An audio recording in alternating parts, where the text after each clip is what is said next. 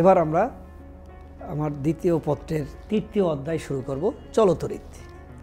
এটাও খুব ইম্পর্টেন্ট একটা অধ্যায়, কারণ আমরা দ্বিতীয় অধ্যায় দেখেছি যে এখান থেকে একাধিক কোশ্চেন, একাধিক সিকিউ হওয়ার সম্ভাবনা রয়েছে, সুযোগ রয়েছে, এবং এই সিকিউ আলোকেই কিন্তু আবার জ্ঞান অনুধাবন কিংবা প্রয়োগ পাওয়া যাবে। তো ঠিক একইভাবে চলতরিৎ এমনই একটি অধ্যায় যেখান থেকে বিভিন্নভাবে বিভিন্ন ওয়েতে একাধিক সিকিউ হওয়ার সুযোগ আছে, যদিও আমাদের মূল টার্গেট প্রতিটি অধ্যায় থেকেই একটা করে সিকিউ। তো এখানে সেই একইভাবে আমি বলবো যে প্রত্যেকটা বইয়ের শেষেই যে সারসংক্ষেপ আছে জ্ঞানের জন্য, আমরা সেটাকেই গ্রহণ করব, যদিও ওই সারসংক্ষেপের মধ্যে এককগুলো নেই, আলাদা করে আমাদের এককগুলো শিখতে হবে। তো এখানেও আমরা প্রয়োগ কিংবা উচ্চতার দক্ষতার জন্য আমাদের এই সূত্রগুলো প্রয়োজন হবে। এটা শুধু জ্ঞান, প্রয়োগ এবং উচ্চতার দক্ষতাই নয়, এটা কিন্তু জ্ঞানেরও অংশ। যে কোনো একটা সমীকরণ তুলে দিয়েই বলতে পারে যে অনুধাবন হিসাবে যে কোনটা কিসের সাথে রিলেটেড, হ্যাঁ, কোন জিনিসটা কার সাথে সম্পর্ক। তো সেক্ষেত্রে আমাদের কিন্তু এই অধ্যায়টা খুবই একটা ইম্পর্টেন্ট ভূমিকা পালন করে। তো আমরা যদি এখানে দেখি কোন কোন সূত্রগুলো আমাদের এখানে ইউজফুল, আমি একটু গ্রিন মার্ক করে হাইলাইট করার চেষ্টা করেছি যে এগুলো হলো very very important for CQ, আর বাকিগুলো জ্ঞান অনুধাবনের মধ্যে চলে যাবে। তো শুরুতেই যদি আমি দেখি, এখানে মোট 4টা ভাগ আছে যেখান থেকে আমরা সিকিউ কোশ্চেন আশা করতে পারি। তাপের যান্ত্রিক সমতা, তাপের যান্ত্রিক সমতা যদি আমরা একটু খেয়াল করি, এটা মূলত তাপের সাথে কাজের সম্পর্ক। হ্যাঁ, তাহলে এরা কি পরস্পর সমানুপাতিক হারে চেঞ্জ হয়। তো সেক্ষেত্রে যদি আমরা দেখি একটু যে W is equal two H, অতএব W ইকুয়াল টু JH। এখান থেকে কিন্তু এই যে কি আমার জ্ঞানের কোশ্চেন চলে আসবে, J is equal two W/H। এখান থেকে আসবে যে এককটা কি, যেহেতু কাজ এটা হলো জুল আর এটা হলো per calorie, joule per calorie, ইউনিটটা চলে আসলো জুল পার ক্যালোরি। তো আমরা এখানে জুলের সূত্র আমরা এখানে জ্ঞানে ব্যবহার করতে পারি, প্রয়োগে ব্যবহার করতে পারি, কিংবা অন্য ক্ষেত্রেও কিন্তু আমরা এটা কি ইউজ করতে পারি। এর সিম্বল মিনিংগুলো আমরা জানব, সিম্বল মিনিংয়ের ভিত্তিতে আমরা আবার এটাকে এককেও চেঞ্জ করে ফেলতে পারব।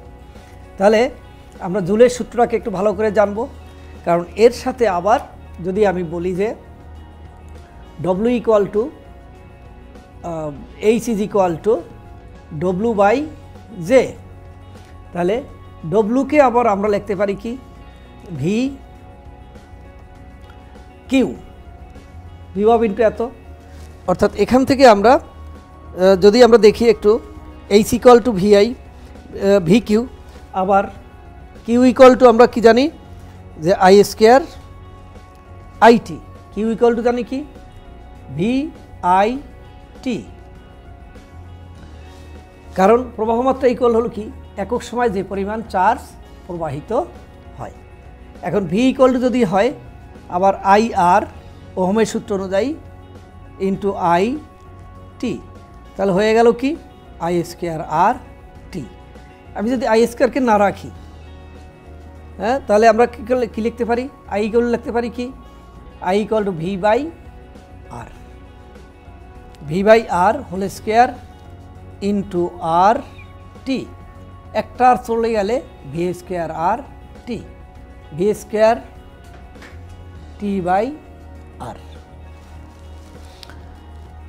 তাহলে আমরা বিভিন্নভাবে বিভিন্ন মান চেঞ্জ করে করে কিন্তু আমরা এই মানটাকে এখানে আমরা বের করতে পারি। তাহলে IR VQ থেকে আমরা স্টেপ বাই স্টেপ এক এক জায়গায় আমরা এক একটাকে এটা কনভার্ট করে একাধিক সূত্র আমরা পেতে পারি, একাধিক অনুধাবন হতে পারে, একাধিক জ্ঞান হতে পারে। এখান থেকে এই যে জের মান, জের কিন্তু একটা কনস্ট্যান্ট মান, সেটা হলো 4.2 জুল পার ক্যালোরি। কিন্তু এইচের ক্ষেত্রে যখন যেটা যাবে, এইচ ইকুয়াল টু হলো 1/4.2, এর অর্থ হলো 0.24। তাহলে এটাকে আমরা যদি দেখি যে H is equal two 0.24 I²R/T। এখান থেকে কিন্তু আমরা দেখব যে তাপটা আমরা দেখি যে আমাদের যদি দেখি আমরা যদি এখানে দেখি যে একটা লাইট আমাদের জ্বললে সেটা গরম হয়, হ্যাঁ, তাহলে আমরা দেখতেছি যে টাইমের সাথে সাথে আমরা হিটটা বেশি হয়। তার মানে এখানে IR রানিং থাকে, টাইমের সাথে সাথে কিন্তু বেড়ে যাচ্ছে। তার মানে এখান থেকে কিন্তু আমার অনুধাবনের কোশ্চেন চলে আসে, H is proportional two T, H is proportional two R, H is proportional two প্রবাহ মাত্রার বর্গ I²। তাহলে আমরা একটু এখানে খেয়াল করব যে এইচটা 0.24 কনস্ট্যান্ট। এই কনস্ট্যান্ট যদি আমি এখানে রাখি তাহলে এটাকে সরাইয়ে দিলেই এটা কিন্তু কার সাথে I² সাথে সমানুপাতিক, H is proportional two R, H is proportional two T। তিনটা সূত্র পেয়ে গেলাম। এটাকে যদি আমি V এর সাথে তুলনা করতাম তাহলে IT যদি কনস্ট্যান্ট হতে পারতো, H is proportional two V। তার মানে ভোল্টেজ যদি বেড়ে যায় তাহলেও কিন্তু তাপ বেড়ে যাবে। তার মানে কি, তাপ অনেকগুলো বিষয়ের সাথে জড়িত। আমাদের কারেন্ট পাস করি, আমাদের শর্ট সার্কিট হয়, হ্যাঁ, আমরা হিটারে রান্না করি, হ্যাঁ। তো এই তাপগুলো আমরা আজকে পানি ফুটানোর জন্য, পানি গরম করার জন্য আমরা এটাকে ব্যবহার করি। তার মানে এই এলিমেন্টসগুলো, প্যারামিটারগুলো কিন্তু আমাদের এখানে ইউজ হচ্ছে। তার মানে এই সবগুলো মিলে কিন্তু জুলের সূত্র। তাহলে আমরা এখান থেকে কিন্তু সিকিউ তৈরি হতে পারে। কিভাবে হবে, যে আমরা এই যে একটা কেটলিতে পানি গরম করতেছি, সেখানে আমরা কতটুকু কারেন্ট দিচ্ছি, হ্যাঁ, আমার এই ওয়াটার হিটারটা কতটুকু রেজিস্ট্যান্স আছে, এই পরিমাপগুলো যদি আমরা করতে পারি তাহলে আমরা কিন্তু এখানে এই তাপগুলো বের করতে পারি। তাপের ফলে আমরা কতটুকু কাজ পাই সেটা আমরা পেতে পারি। তো আমরা কিন্তু এখানে জুলের সূত্রটা কিন্তু এজন্যই আমাদের কাছে ইম্পর্টেন্ট, আমাদের ব্যবহারিক জীবনে এটা খুব প্রয়োজন হয়। এবং সে কারণে কিন্তু এখান থেকে আমাদের এই জুলের সূত্রের উপর ভিত্তি করে একটা কি হতে পারে, আমাদের একটা সিকিউ হতে পারে। এবং এই সিকিউ রিলেটেড এখানে অনেকগুলা জ্ঞান এবং অনুধাবনের কোশ্চেন হওয়ার সুযোগ আছে। এখানে কিন্তু একটা সূত্রই আমরা ভেঙে দেখলাম যে কত রকম তার ডাইমেনশন চেঞ্জ করা যায়, কত রকমের এলিমেন্টস এখান থেকে বের করে নেওয়া যায়। অতএব সে কারণে কিন্তু জুলের সূত্রটার ইম্পর্টেন্ট অনেক আমাদের কাছে ইম্পর্টেন্স রয়েছে, কোশ্চেন আসার সম্ভাবনা রয়েছে। এবং কখনো প্রত্যেক সময়ই কিন্তু দেখা যায় জ্ঞান অনুধাবন কিংবা কোনো না কোনো বিষয় এই জিনিসটা কিন্তু চলে আসতেছে।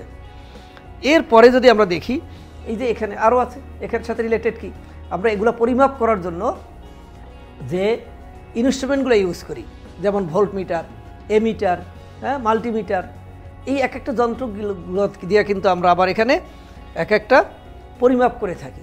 আবার সেখান থেকে মনে রাখতে হবে যে ভোল্টমিটার, এমিটার বর্তনীতে সংযোগ দেওয়ার ক্ষেত্রে কিন্তু কিছু নিয়ম আছে, কিছু কৌশল আছে, কিছু সিস্টেম আছে। যে কোনোভাবেই আমি যদি বর্তনীতে সংযোগ দেই তাহলে কিন্তু আসলে আমাদের এটা সেভাবে পাওয়া যাবে না।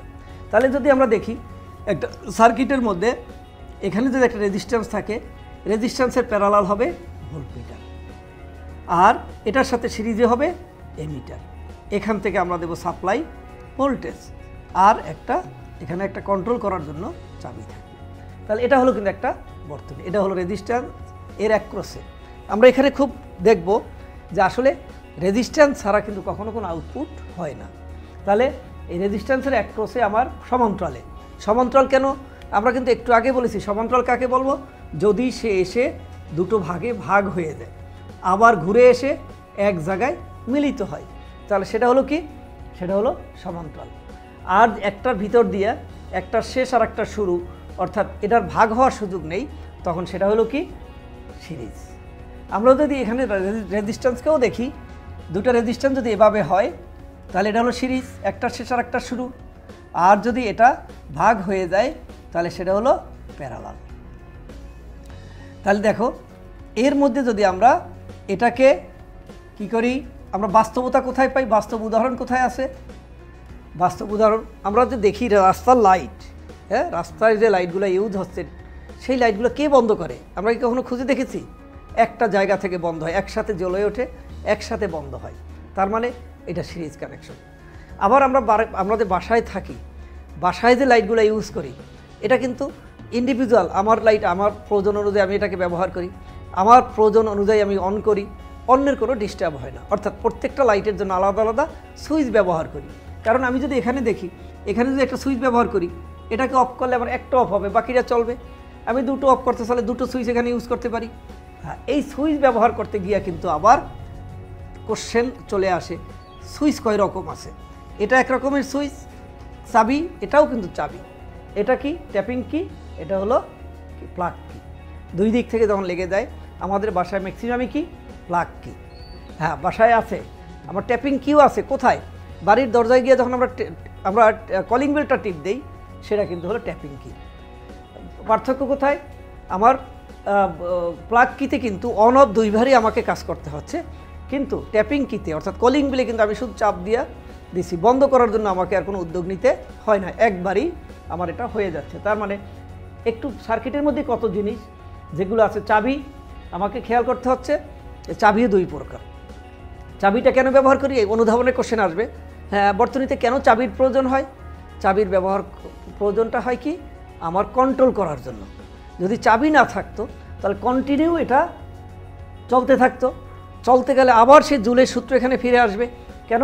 কন্টিনিউ যদি চলতে থাকে তাহলে তাপ উৎপন্ন হবে, তাপ উৎপন্ন হলে এটা নানা রকম দুর্ঘটনার সম্ভাবনা থাকে। তাপ উৎপন্ন হওয়ার ফলে এটা নানা দুর্ঘটনার পাশাপাশি আমার বৈদ্যুতিক খরচ বেড়ে যাবে, হ্যাঁ, এবং যে উদ্দেশ্যে আমার এটাকে ব্যবহার করা সেটা কোনো এক সময় নষ্ট হয়ে যাবে। তার মানে একটা সার্কিটের মধ্যে কিন্তু আমরা দেখতে পাচ্ছি যে ইম্পর্টেন্সটা কত। তার মানে এটা কিন্তু আমার দৈনন্দিন জীবনের বাইরে না, দৈনন্দিন জীবনের ভিতরেই। আমি বাসায় এই কারেন্ট অহরহ ইউজ করতেছি, আমরা বাসা বাড়ি অফিস আদালত যেখানেই আসি না কেন আমরা কিন্তু এই কারেন্ট এখানে এভাবে ইউজ করতেছি। সেজন্যই কিন্তু এখান থেকে আমাদের এটার ইম্পর্টেন্সটা রয়েছে। তাহলে সিরিজ এবং প্যারালাল যখন আমার এখানে থাকবে, এবং এটার মধ্যে এখন সোর্স নেই, আমি যখন এখানে সোর্স দেব তখন কিন্তু এখান থেকে আমরা যা অনেক তথ্য, অনেক ক্যালকুলেটিভ মান আমরা এখানে বের করতে পারবো। এবং আমরা একটু খেয়াল করব যে ধারকের সময় সিরিজ হলে আমরা বলছি 1/CS is equal two 1/C1 plus 1/C2, but যখন রেজিস্ট্যান্স সিরিজে থাকবে তখন সেটা হয়ে যাবে RS is equal two R1 plus R2। আর আমরা যখন ধারক ছিল CP তখন ছিল যোগ, আর এবার হয়ে যাবে কিন্তু এটা 1/CP is equal two 1/C1 plus C2। তাহলে এবার তোমরা যদি একটা মনে রাখো তাহলে বাকিটা কিন্তু তার উল্টা, এটা মনে রাখলেই কিন্তু সহজ হয়ে যাবে। তাহলে রোধের সমন্বয়ে, হ্যাঁ, রোধের সমন্বয়ে যদি বলি আমরা, তাহলে সেখানেও কি হলো যে দুই রকম সিরিজ এবং প্যারালাল। তাদেরও আমরা যদি কানেকশন দিয়ে তাদের যদি আমরা দেখি, আমরা সেই আগের সূত্রের ভিতরে কিন্তু এটা আছে, দেখবে যে সূত্রের মধ্যেই কিন্তু আমাদের, আমরা যদি দেখি যে সূত্রের ভিতরে কিন্তু, হ্যাঁ, সূত্রে দেখো এখানে সিরিজ প্যারালাল কানেকশনের কথা, হ্যাঁ, এখানে থাকবে, ঠিক আছে। তাহলে আমরা যদি এখানে দেখি সিরিজ এবং প্যারালাল কানেকশন দিয়েও এখানে আমাদের অনেক ক্যালকুলেশন করতে হবে। আচ্ছা, তাহলে আমরা যেখানে আমরা আমরা যেখানে সার্কিট সম্পর্কে ধারণা, সার্কিট কি? সার্কিট হলো আমার এখানে কোন একটা তড়িৎ প্রবাহের যে রাস্তা, পথ, এই পথটাই হলো কিন্তু আমাদের একটা বর্তনী। তাহলে এখন অনেক সময় কিন্তু অনুধাবনের কোশ্চেনে আসবে একটা বর্তনী তৈরি করতে হলে অ্যাটলিস্ট কী প্রয়োজন, কোন জিনিসটা না হলে আমার বর্তনী তৈরি হবে না। এটা কিন্তু আমার জ্ঞানের কোশ্চেন, অনুধাবনের কোশ্চেন, হ্যাঁ। তাহলে সেখানে আমরা দেখতে পাচ্ছি একটা সোর্স লাগবে, সোর্স মিনস তড়িৎচালক বল লাগবে, একটা চাবি থাকতে হবে, হ্যাঁ। চাবি নাও থাকলেও চলে, কিন্তু তাহলে আমার বর্তনীটা কিন্তু নষ্ট হয়ে যাবে। চাবিটা কি প্রয়োজন, আমার অনুধাবনের কোশ্চেন আসবে চাবির দরকারটা কি, তাহলে চাবির দরকার হলো আমার এটাকে কন্ট্রোল করার জন্য, প্রয়োজন অনুযায়ী আমি ব্যবহার করব, অপ্রয়োজনীয় সময় আমি এটাকে বাদ দিয়ে দিতে পারবো কিংবা অফ রাখতে পারবো যাতে আমার যন্ত্রটা নষ্ট হয়। আউটপুট পাওয়ার জন্য কি দরকার, একটা রেজিস্ট্যান্স দরকার, হ্যাঁ একটা রেজিস্ট্যান্স। তাহলে রেজিস্ট্যান্সের অ্যাক্রোসে কিন্তু আমরা যদি কতটুকু এখানে ভোল্টেজ অ্যাবজর্ব হচ্ছে, ভোল্টেজের জন্য আমার একটা ভোল্টমিটার লাগবে, ভোল্টমিটার দিয়ে কি করে তড়িৎচালক বল কিংবা বিভব পার্থক্য পাবে। হ্যাঁ এখন এখানে আবার আসবে বিভব পার্থক্য এবং তড়িৎচালক বল কি, দুইটার মধ্যে পার্থক্য অনেক সময় প্রশ্নে আসে, যদিও এটা আরও নিচের ক্লাসের হওয়া উচিত। তাহলে একটা বর্তনীর সরাসরি কোষের দুই প্রান্তে আমরা যদি একটা ভোল্টমিটার লাগাই সেটা হয়ে যাবে কিন্তু তড়িৎচালক বল, আর এটা হলো বর্তনীর অন্য যে কোনো জায়গায় দুই বিন্দুতে যে আমরা যদি একটা ভোল্টমিটার লাগাই সেখানে যেটা পাবো সেটা হলো বিভব পার্থক্য। তার মানে বিভব কী করে, হাই ভোল্টেজ থেকে অলওয়েজ লো ভোল্টেজের দিকে যেতে থাকে। তাহলে আমরা এখানে সিরিজ এবং প্যারালাল, রোধের সিরিজ এবং প্যারালাল দেখলাম, আবার এটার মধ্যেই কিন্তু আমরা জুলের সূত্র খুঁজে পেলাম। তো আমরা যদি এখান থেকে যাই আরেকটা আমাদের পয়েন্ট আছে, সেখানে হলো কি আমাদের কিরশফের সূত্র। কিরশফের সূত্র আছে কয়টা, দুটো, একটা লুপ আর একটা জাংশন। জাংশন মানে কি, সংযোগ পয়েন্ট, হ্যাঁ অর্থাৎ যে এক জায়গা থেকে একটা জায়গাকে পাস করার জন্য কোনো একটা পয়েন্টে তড়িৎ প্রবাহ এক দিক থেকে আসবে আর এক দিক থেকে বের হয়ে যাবে। এখানে যদি একটা পয়েন্ট আমরা ধরি, বিভিন্ন জায়গা থেকে তড়িৎ আসতে পারে, এসে শুধু থাকবে না, সে আবার বেরিয়ে যাবে। সে কী করবে, আবার বেরিয়ে যাবে। যদি আমরা এটাকে I1, I2, I3, I4, I5, I6 বলি, তাহলে আমরা যদি ইন করা, প্রবেশ করাটাকে যদি আমরা পজিটিভ বলি, বেরিয়ে যাওয়াটাকে আমরা নেগেটিভ বলবো। তাহলে সেক্ষেত্রে দেখা গেল যে এটাকে যদি প্লাস I1 বলি, I2, I3, আর বীজগাণিতিক যোগফল minus I4 plus minus I5 plus minus I6 equal to কি 0।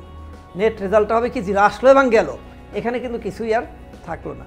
তাহলে এখন যদি আমি তুলে দেই তাহলে একসাথে হয়ে যায় কি I1 plus I2 plus I3 is equal two I4 plus I5 plus I6। তার মানে হলো কি ইনকামিং এবং আউটগোয়িং এটা সমান, এটা আসবে এবং যাবে। এই যে একটা পয়েন্ট, হ্যাঁ একটা জাংশন মানে ভেদ করে চলে যাওয়া, তাই না, এখানে সে আর দাঁড়াবে না। তাহলে এটা হলো জাংশন উপপাদ্য, হ্যাঁ প্রথম সূত্র কিরশফের। আর দ্বিতীয় সূত্রটাকে বলা হয় কি লুপ। লুপ মানেই কিন্তু একটা সার্কিট, একটা বর্তনী। তাহলে একটা বর্তনীর মধ্যে একাধিক আমার তড়িৎচালক বল থাকতে পারে, থাকলে এখানে যতটুকু জায়গায় একটার মধ্যে আমরা একাধিকভাবে বিভব পার্থক্য সৃষ্টি পতন হতে পারে। তাহলে এইখানে যেটা আমি সাপ্লাই দিলাম আর এখানে যা যা আমাদের ইউজ হলো, এর বীজগাণিতিক যোগফলটাকে আমরা সমান বলবো। অর্থাৎ এটা যদি ই হয়, এটা যদি V1 হয়, এটা যদি V2 হয়, তাহলে ই হলো পজিটিভ, আর এটা প্লাস মাইনাস V1 আর plus minus V2 is equal to 0, E is equal to V1 plus V2। তাহলে আমরা দেখতে পাচ্ছি যেখানে হ্যাঁ তড়িৎচালক বলো একটা উৎস থাকবে, একটা সোর্স থাকবে, আর এই সোর্সের বাইরে আবার কিছু জিনিস থাকবে যারা আমরা ইউজ করতেছি। একটা আমরা লাইট জ্বলতেছে, সেখানে কি হচ্ছে, ব্যয় হচ্ছে। হ্যাঁ এই লাইটটা জ্বলে কেন, একটা রেজিস্ট্যান্স। নর্মাল তো আমার এখানে অনেক তার আছে, সেখান থেকে তো আমি আলো পাই না, লাইট পাই না, ফ্যান বাতাস পাই না।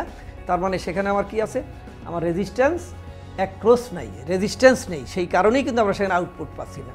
তাহলে রেজিস্ট্যান্স ছাড়া কিন্তু আমার এখানে হচ্ছে না। তাহলে এখানে কিরশফের সূত্র, এই দুটা সূত্র অ্যাপ্লাই করে কিন্তু আমরা অনেক প্রবলেম সলভ করতে পারি।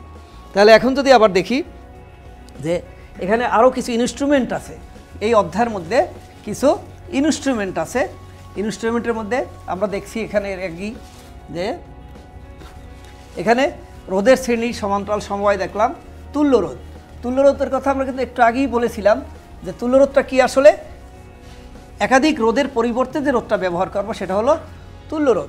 ধারকের মতো এখানেও কিন্তু কি হতে পারে, ধারকের মতো এখানেও কিন্তু আসতে পারে যে দুটো রোধ যদি আমি একাধিক রোধ ব্যবহার না করে একটা বেশি মানের রোধ ব্যবহার করতে চাই, তাহলে কীভাবে সংযোগ দেব, একাধিক রোধ পরিবর্তে যদি আমি রোধটাকে কমিয়ে নিতে চাই তাহলে কীভাবে যুক্ত করব।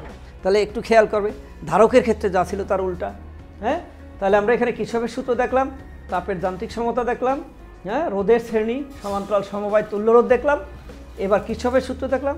এখন কিছু যন্ত্র আছে এখানে, shunt, potentiometer, meter, post office box, এগুলোর উপর ভিত্তি করে কিন্তু আমাদের সিকিউ কোশ্চেন হতে পারে। তাহলে একটু এখানে যদি দেখি শান্ট, তাহলে শান্ট কিন্তু একটা স্পেসিফিক ডেফিনেশন আছে, জ্ঞানের কোশ্চেন হয় সরাসরি। শান্ট কি দেখবে প্রায়ই কোশ্চেন আসে, পরীক্ষা আসে, শান্ট কি। তাহলে শান্ট হলো, হ্যাঁ, একটু কিছু শর্ত আছে শান্ট হওয়ার ক্ষেত্রে, কিছু শর্ত আছে। শর্তটা কি, যে রোধটা ক্ষুদ্রমানের হবে আর কোনো একটা যন্ত্রের সাথে সেটা প্যারালাল থাকতে হবে। শান্টের ব্যবহারটা কেন, যে কোনো সেন্সিটিভ যন্ত্র, যেমন একটা ভোল্টমিটার একটা সেন্সিটিভ যন্ত্র, এই যন্ত্রটা যাতে অধিক ভোল্টেজের কারণে এটা যদি নষ্ট হয়ে না যায়, তাহলে সেক্ষেত্রে আমরা এই শান্টটাকে ইউজ করি। তাহলে শান্ট ইউজ করতে হলে শান্টটা হতে হবে কি, শর্তটা কি, ক্ষুদ্রমানের রোধ। শান্ট কি, ক্ষুদ্রমানের রোধ কোনো একটা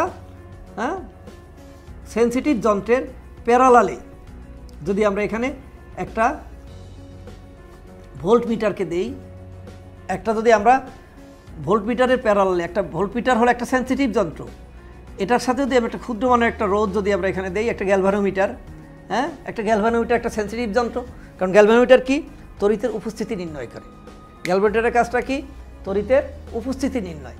তাহলে তড়িতের উপস্থিতি নির্ণয় যদি করতে চাই, এখানে অল্প একটু কারেন্ট, একদম সামান্য কারেন্ট হলেও সে রেসপন্স করবে। গ্যালভানোমিটার দেখলে তুমি দেখবে যে এখানে অল্প একটু কারেন্ট থাকলেও কাঁটাটা নড়ে। সেখানে যদি অনেক বেশি ভোল্টেজ আমি দিয়ে দেই, তাহলে কি হবে, এই কাঁটাটা, এই যন্ত্রটা পুড়ে যেতে পারে। তার মানে সেই পুড়ে যাওয়াকে রক্ষা করার জন্যই কিন্তু মূলত আমরা শান্ট ব্যবহার করি। তাহলে শর্ত হলো শান্ট কিন্তু এখানে যদি আমি একটা সিরিজের এই ক্ষুদ্রমানের রোধ দেই, হ্যাঁ, এখানে যদি ক্ষুদ্রমানের রোধ এখানে দিয়ে দেই, তাহলে কিন্তু আমরা এটাকে কি বলতে পারবো না, শান্ট বলতে পারবো না। হ্যাঁ, তাহলে একটা শর্ত হলো সে ওই সেন্সিটিভ বা স্পর্শকাতর যন্ত্রের প্যারালালে হতে হবে। কী কারণে, স্পর্শকাতর যন্ত্রটাকে সেভ করার জন্য। তাহলে ক্ষুদ্রমানের রোধ দিলে কী হবে, সে এখান থেকে কারেন্টটা, আমি যখন একটা সোর্স দেবো এখানে, হ্যাঁ, একটা বেশ বড় মানের ভোল্টেজকে আমি অ্যাপ্লাই করব, তখন এখানে যেহেতু রোধ কম, বাধা কম, সে কারণে এই দিক দিয়ে সে কী করবে, বেশি কারেন্ট পাস হয়ে চলে যাবে, আর ওটার মধ্যে আমার কম কারেন্ট পাস হবে। তাহলে এইটা হলো সাধারণত শান্টটা কী হবে, প্যারালালে যুক্ত হবে। তাহলে এই গ্যালভানোমিটার কি কিন্তু আমরা আবার কখনো কখনো ভোল্টমিটার, কখনো কখনো এমিটার হিসাবে ব্যবহার করি। তাহলে আমার এখানে একটা রেঞ্জ, যখন আমি ভোল্টমিটারকে একটা নির্দিষ্ট পরিমাণের মধ্যে নিয়ে আসব, তখন সেই পরিমাণ হিসাব করে আমি শান্টটা ব্যবহার করব।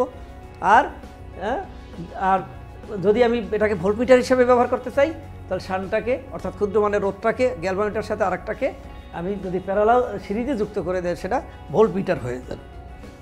তাহলে এবার যদি আমি অনেক সময় কোশ্চেন আসে, দেখবে যে শান্ট প্রবাহের সাথে গ্যালভানোমিটার প্রবাহের সম্পর্ক, কিংবা মূল প্রবাহ দেওয়া আছে, হ্যাঁ, তাহলে এটা যদি মূল প্রবাহ আই হয়, তাহলে কোনটা দিয়ে কতটুকু যাবে, এজন্য আমাদের সূত্র আছে যে আমি যদি আইজি ব্যবহার করি, তাহলে S divide by G plus S into I, আর যদি আই এস হয় ইকুয়াল কী হবে, G divided by G plus S into I.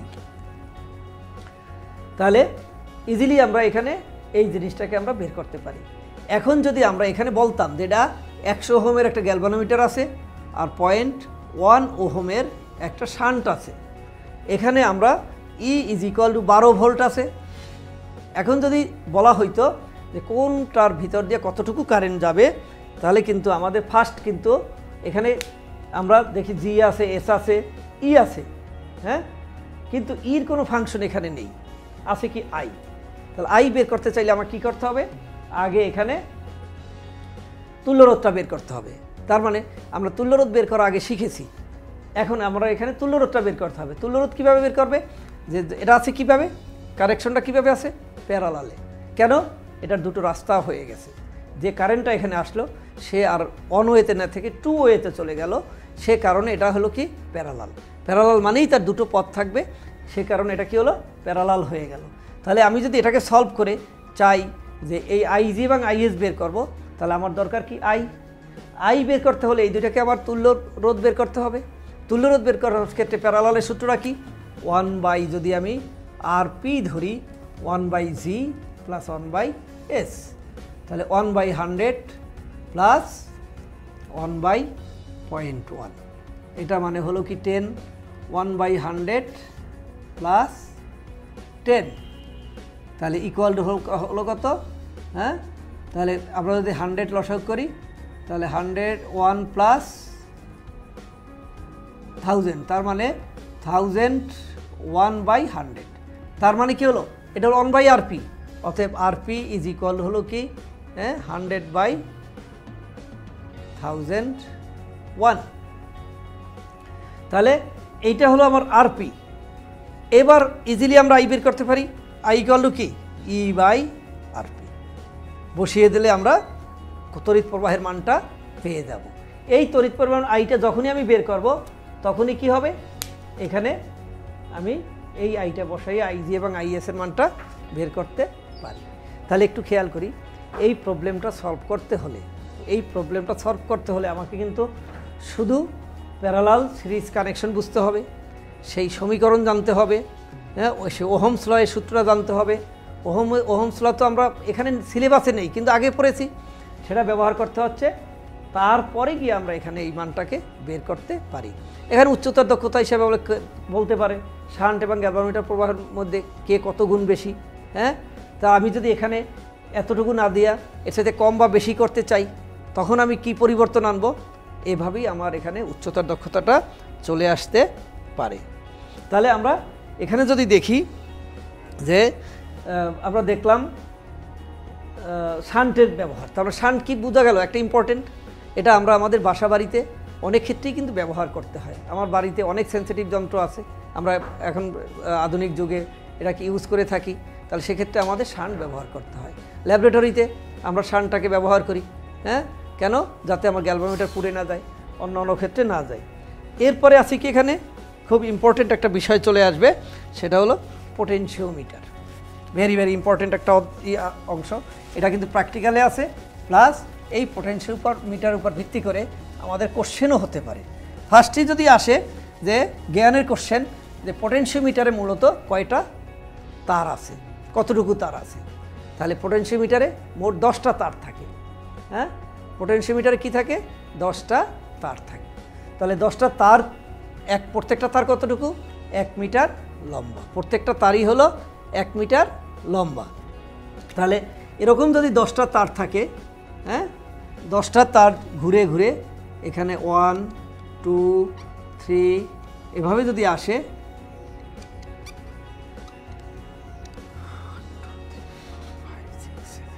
8 9 10 এভাবে যদি 10টা তার ঘুরে ঘুরে আসে, তাহলে দেখা যাবে যে কানেক্টিং পয়েন্ট যদি আমরা দেখি, তাহলে কানেক্টিং পয়েন্ট কিন্তু দেখা যাবে যে একদিকে 5টা আর একদিকে 6টা, 1 2 3 4 5 আর 1 2 3 4 5 6। তাহলে কানেক্টিং পয়েন্ট হয়ে যাচ্ছে একদিকে 6টা, কারণ এক জায়গা থেকে স্টার্ট করতে হবে। যেখানে 6টা আছে, মূলত আমার অন্যান্য কানেকশন এই যে পাশে 6টা আছে সেখান থেকেই শুরু করতে হবে। তার এক পাশেরটাকে এ আর একটাকে বি ধরা হয়। তাহলে আমরা যখন এভাবে 10 বার কাউন্ট না করে এটাকে সংক্ষিপ্তভাবে কিন্তু আমরা কি করতে পারি, যে এই মাঝখানেরগুলোকে একটু আমরা বাঁকা রেখা দিয়ে বুঝিয়ে দেব যেখানে আসলে কয়টা 10টা তার আছে। আমরা যখন বর্তনী আঁকবো তখন কিন্তু এটাকে আর 10 ভাগ না করে যদি আমরা এখানে একটু বেঁকে দিই, তাহলে বুঝতে হবে এখানে 10টা তার আছে। এখন যদি আমরা কোনো অনুধাবনের কোশ্চেনের মধ্যেও চলে যেতে চাই, এরকম একটা বাঁকা তার দিয়ে যদি বলা হয় যে এখানে মোট কতটুকু তার আছে, তাহলে 10 মিটার লম্বা তার আছে। হ্যাঁ, এটা আমরা ইজিলি বুঝতেছি যে 10টা তারকে আমরা জাস্ট সিম্বলিক হিসাবে বাঁকা করে রেখেছি। এখন এ আর বি দুটো পার্ট দিলাম। হ্যাঁ, কোশ্চেন হতে পারে যে আমরা মূলত একটা পোটেনশিওমিটারে কয়টা বর্তনী থাকে। পোটেনশিওমিটারে মূলত দুটো বর্তনী থাকে, একটাকে বলা হয় ড্রাইভিং পার্ট, আর একদিকে বলা হবে এক্সপেরিমেন্টাল পার্ট। আরেকটা মজার বিষয় হলো, যে কোনো এই যে এ বিন্দুটাকে নেব, এখানে সকল যত রকম আমি সেল ইউজ করব, সবগুলা সেলেরই কী করব? পজিটিভ যুক্ত করব। কী করব? আমরা পজিটিভটাকে যুক্ত করব। এখানেও পজিটিভ, এখানেও পজিটিভ। তাহলে এখন পোটেনশিওমিটারটা এত ইম্পর্টেন্স কেন আমাদের কাছে? এখানে যদি আমরা দেই, তাহলে এই অংশটা একটা ভেরিয়েবল রেজিস্ট্যান্সের ভিতর দিয়ে আমরা একটা চাবি দিয়ে এটাকে সংযোগ দিতে পারি। তাহলে এটাকে আর, এটাকে ই, আর এটাকে এক্সপেরিমেন্টাল E1 বলতে পারি। তাহলে আর এইটাকে, এই যেটা আমি এক্সপেরিমেন্টাল পার্ট, সেখানে একটা গ্যালভানোমিটার থাকবে। এই গ্যালভানোমিটারের একটা জকির সাহায্যে এটাকে সংযোগ দিতে হবে। তাহলে এখন এই পোটেনশিওমিটার ইম্পর্টেন্সটা কেন? ইম্পর্টেন্স হলো এটা দিয়ে আমি একটা কোষের তড়িৎচালক বল বের করতে পারবো, এটা দিয়ে দুটো কোষের তড়িৎচালক বলের তুলনা বের করতে পারবো, এটা দিয়ে আমি কোনো একটা কোষের অভ্যন্তরীণ রোধ বের করতে পারবো। সেজন্য কিন্তু পোটেনশিওমিটারটা আমাদের কাছে খুব ইম্পর্টেন্ট। তাহলে এই পোটেনশিওমিটারটা ইম্পর্টেন্ট হওয়ার কারণে এটা ব্যবহার বিধি আছে, হ্যাঁ। তাহলে আমার রিটেনের জন্য না হলেও আমার প্র্যাকটিক্যালের জন্য মূলত এটা দরকার। তাহলে এখানে আমার দরকারটা কি? এখানে দরকার যে পোটেনশিওমিটারের তড়িৎচালক বলের তুলনা কিংবা তড়িৎচালক বল বের করতে চাইলে কি করতে হবে? আমি তড়িৎচালক বল E1 বের করব। তাহলে হবে কি? এটা হলো কি, এটা হয়ে যাবে I/L/R/10। এমনিভাবে যদি দুইটা ব্যবহার করতাম, আমি দুটো ব্যবহার করলে কিন্তু, হ্যাঁ, দুটো ব্যবহার করলে যদি আমি ব্যবহার করতাম তাহলে সেখানে I ঠিক থাকতো, কারণ বর্তনী সেম, R ঠিক থাকতো এত, তখন একটা L1 হইতো আর একটা E2 = I/L2/R/10 হয়ে যেত। তাহলে আমি তো এখন তড়িৎচালক বল হলে কি হবে? E1/E2 = কি হবে?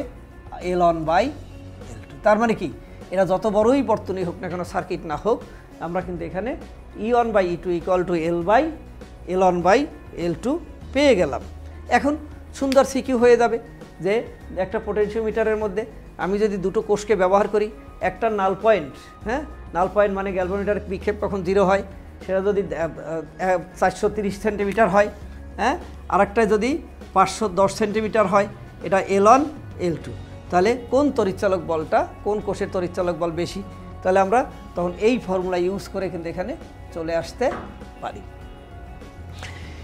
তাহলে আমরা এটা গেলাম। আরেকটা ইম্পর্টেন্ট বিষয় হলো আমার এখানে মিটার ব্রিজ।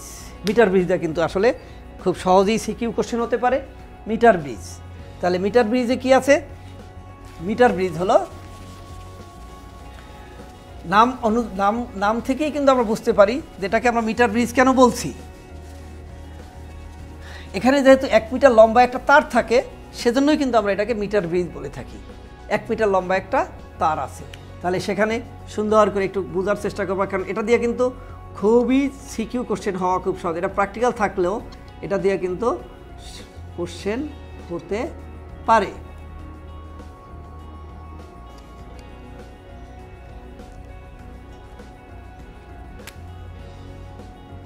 এটা দিয়ে কিন্তু কোশ্চেন হয়, কারণ এটার ইম্পর্টেন্স আছে। তাহলে এখানে যদি আমরা যেই, এটা হলো এই যে 1 মিটার লম্বা তার, সেজন্য এটার নাম হলো মিটার। আর এখানে হুইটস্টোন ব্রিজ ইউজ করা হয়, সেজন্য এটাকে বলা হবে মিটার ব্রিজ। 1 মিটার লম্বা তার আছে, আর এখানে হুইটস্টোন ব্রিজ অর্থাৎ P/Q = R/S, এই ফর্মুলাটা এখানে ইউজ হয়। এখন এখানে এসে এই যে এখানে একটা গ্যাপ আছে, এই গ্যাপে একটা জানা রোধ দিয়ে দাও আর এই গ্যাপে একটা অজানা রোধ দিয়ে দিলাম S। এই মাঝখান থেকে চলে আসবে একটা গ্যালভানোমিটার, আর গ্যালভানোমিটারটা এসে যেখানে তুমি নাল পয়েন্টটা পাবে তার বাম দিকে হবে P = L সিগমা, আর ডান দিকে হবে Q = L 100 - L in sigma. সিগমাটা কি? একক দৈর্ঘ্যের রোধ। সিগমা হলো কি? একক দৈর্ঘ্যের রোধ। তার মানে এই সিগমাটাকে আমরা এখানে একক দৈর্ঘ্য। এখন যদি আমি ফর্মুলাটা ইউজ করি, P/Q, P হলো L সিগমা ডিভাইড বাই এটা হলো 100 - L ইন্টু সিগমা = R/S। তাহলে সিগমা সিগমা কাটা গেলে এখানে আমার এসটা হলো আননোন, অতএব এস যদি আমি বের করতে চাই তাহলে কী হবে? R × 100 - L divided by L, R into এসটা এখানে আসলো ডিভাইড বাই L। আমি এই ফর্মুলা ইউজ করে কোনো একটা তারের অজানা রোধ আমরা বের করতে পারি। ওকে, তাহলে এখানে একটা অজানা রোধ বের করলাম। এই অজানা রোধ বের করার সাথে সাথেই কিন্তু এখানে আবার আর চলে আসে আমাদের কাছে রোধের সূত্র। তাহলে রোধের সূত্র আমরা যদি দেখি যে রোধের সূত্র যদি পেতে চাই তাহলে রোধের কয়টা সূত্র? মূলত দুটো সূত্র আছে। একটা হলো R is proportional to L, R is proportional to 1/A।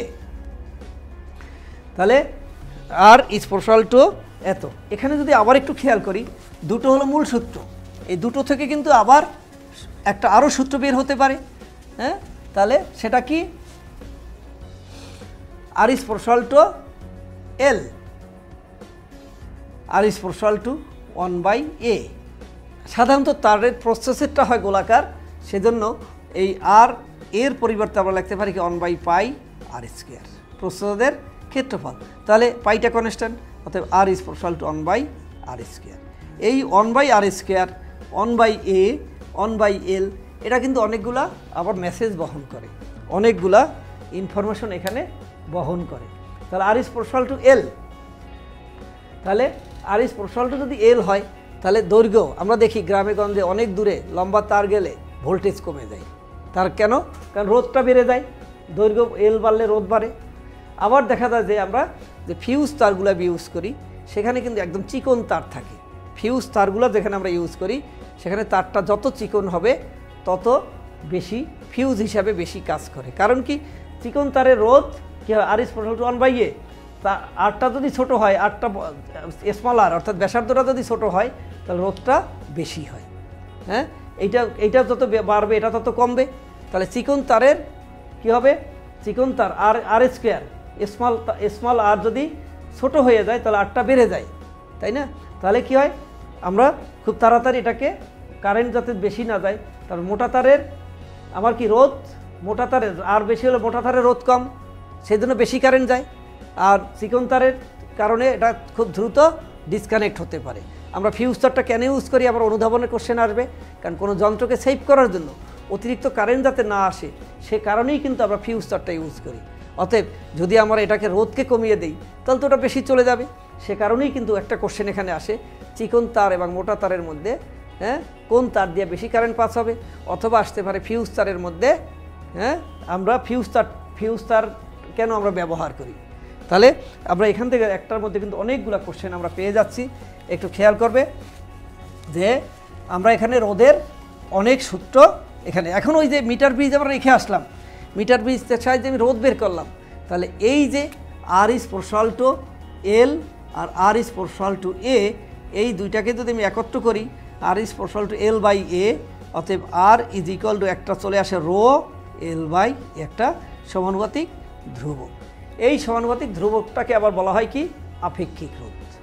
Very very important একটা পার্ট, আপেক্ষিক রোধ। এই আপেক্ষিক রোধের সংজ্ঞা আসে, আপেক্ষিক রোধের একক আসে, আপেক্ষিক রোধের গুরুত্বটা আসে। মানে এটা এই কারণে অনেক থেকেই কিন্তু এটার ইম্পর্টেন্সটা আসে যে আপেক্ষিক রোধ। তাহলে রোধ যদি আমরা বলি, তাহলে কী আসবে এখানে? RA/L, RA/L। তাহলে আপেক্ষিক রোধের একক যদি বলি, কোনো অবস্থাতেই মুখস্থ করার দরকার নেই। আর হলো ওহম, এটা হলো মিটার স্কোয়ার, এটা হলো মিটার। তাহলে মিটার কাটা গেলে রো ইজ ইকুয়াল হলো কি ওহম মিটার। এখন যদি কোনো তারের তুমি আপেক্ষিক রোধ বের করতে চাও, তাহলে কি করতে হবে? এটা মিটার ব্রিজে ওই যে হুইটস্টোন ব্রিজ ব্যবহার করে একটু আগে এসটাই হলো অজানা রোধ, আর ইকুয়াল টু হয়ে গেল কি?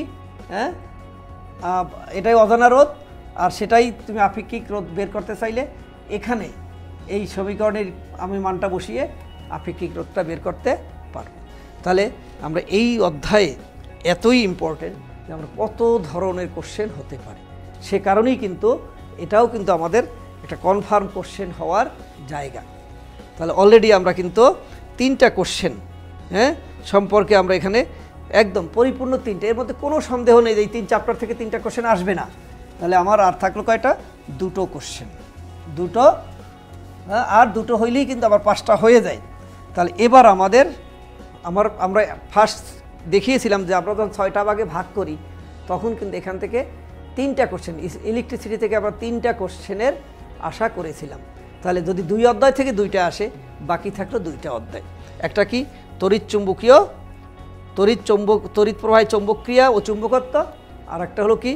তড়িৎ চুম্বকীয় আবেশ ও তড়িৎ চুম্বকীয় আবেশ। তাহলে এই 2টা চ্যাপ্টার থেকে অবশ্যই একটা কোশ্চেন হবে, এবং একটা কোশ্চেন হওয়ার মতো এখানে যথেষ্ট উপাদান রয়েছে। তাহলে আমরা যদি এখানে দেখি যে আমরা এটাকে চলতরিতে গিয়ে আমরা এখানে যদি দেখি,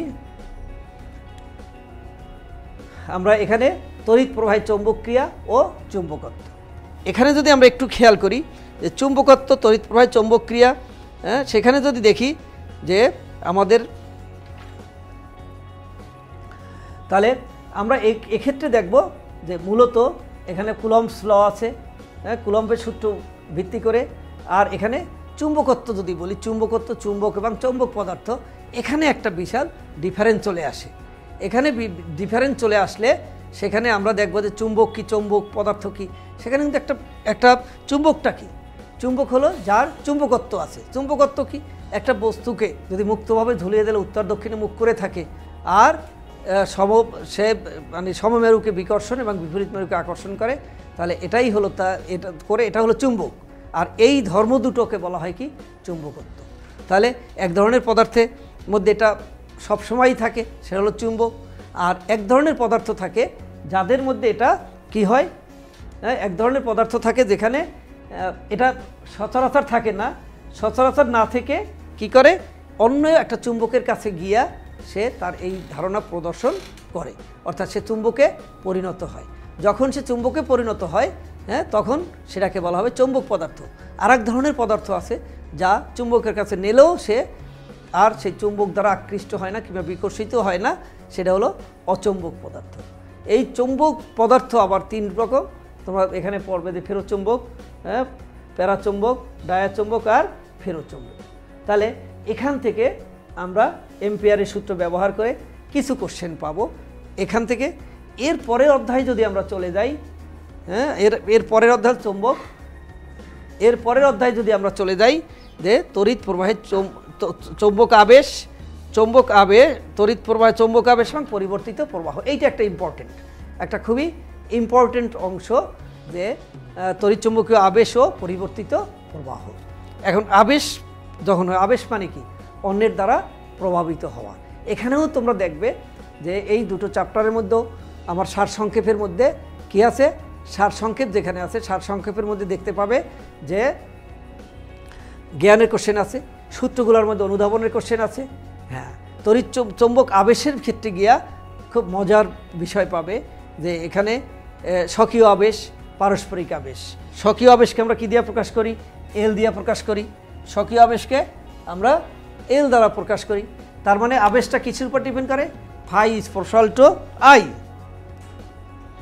তাহলে আমরা যদি স্বকীয় আবেশ এবং পারস্পরিক আবেশের ক্ষেত্রে চলে যাই, তাহলে সেক্ষেত্রে আমরা যে সূত্রগুলো পাবো, আবেশটা কিছুর উপর ডিপেন্ড করে,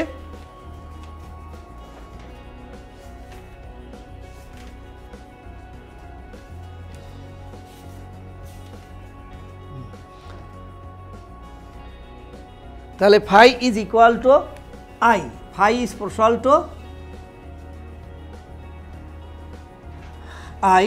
অতএব ফাই ইজ ইকুয়াল টু, যদি এল বলি, এল হইল আবার হলো স্বকীয় আবেশ গুণাঙ্ক। তার মানে আমরা এখানে গিয়ে দেখব যে একটা কুণ্ডলীর মধ্যে যদি আমি কোনো তড়িৎ প্রবাহিত করি, একটা কুণ্ডলীর মধ্যে যদি আমি তড়িৎ প্রবাহিত করি, আর তার পাশে যদি আরেকটা কানেকশনবিহীন আরেকটা কুণ্ডলী থাকে, তাহলে এটার সাথে সরাসরি কানেকশন না থাকলেও দেখা যায় ওই কুণ্ডলীর মধ্যে আমার তড়িৎচালক বল আবিষ্ট হয়। এটাই হলো আবেশ, একটার প্রভাবে আরেকটার মধ্যে প্রভাবিত হওয়া। আমি এখানে কারেন্ট দিয়েছি, ওটার মধ্যে কিন্তু আবেশ প্রক্রিয়া সে চলে গেছে। তখন কিন্তু এই যে গেল, যদি নিজ কুণ্ডলীর চারপাশে যে ক্ষেত্রটা তৈরি করে সেটা হলো স্বকীয় আবেশ, আর এটার প্রভাবে আরেকটার মধ্যে যেটা হলো সেটা হলো পারস্পরিক আবেশ। তাহলে phi is proportional to I, অর্থাৎ phi is equal to L I. হ্যাঁ, যদি এটা পারস্পরিক আবেশের ক্ষেত্রে হইতো তাহলে ফাই ইজ ইকুয়াল হলো কি এম আই। এই এম মানে হলো পারস্পরিক বা মিউচুয়াল, এম হলো পারস্পরিক বা মিউচুয়াল, আর এল হলো স্বকীয় আবেশ গুণাঙ্ক। তাই এটা হলো কি স্বকীয় আবেশ গুণাঙ্ক, এটা হলো পারস্পরিক আবেশ গুণাঙ্ক। উভয় ক্ষেত্রেই কিন্তু সমীকরণটা same, L is equal to phi by I, M equal to phi by I. তাহলে একটু খেয়াল করো, অনুধাবনটা খেয়াল করো, ডিফারেন্সটা কোথায়। আমার রাইট সাইড তো সেম, তাহলে কি আমরা এল আর এম সমান বলবো না, এল আর এম এর মধ্যে কি গাঠনিকভাবে, গঠনগতভাবে কিন্তু পার্থক্য। যখন একটা নিজ কুণ্ডলীর চারপাশে হবে সেটা হলো স্বকীয় আবেশ, হ্যাঁ, এবং এই অনুপাতটা হলো আবেশ গুণাঙ্ক, আর এটা হলো কি পারস্পরিক আবেশ গুণাঙ্ক। আর এটা কোথায় ব্যবহার হবে? এখন যদি আমরা ফ্যারাডের সূত্রে চলে যাই তাহলে ফ্যারাডের সূত্রে আমরা ইজ ইকুয়াল টু কী হলো মাইনাস d∅/dt। এখানে আমি এম এবং এল ব্যবহার করে কিন্তু আমি আবার আবিষ্ট তড়িৎচালক বল বের করতে পারি। আবিষ্ট কোনটা? এর প্রভাবে এখানে যে তড়িৎচালক বলটা হলো সেটা হলো আবিষ্ট তড়িৎচালক বল। আর একটা ইম্পর্টেন্ট বিষয় আছে যে আমরা যদি এই পাক সংখ্যার সাথে আমি এই যে দুটো পাক সংখ্যা, দুটো কুণ্ডলী যখন পাশাপাশি নেব তখন সেটাকে বলা হবে আবার ট্রান্সফরমার। হ্যাঁ, ট্রান্সফরমার। প্রথম কয়েলটাকে বলা হবে প্রাইমারি, দ্বিতীয়টাকে বলা হবে সেকেন্ডারি। এটার আবার ট্রান্সফরমার কয় রকম হবে?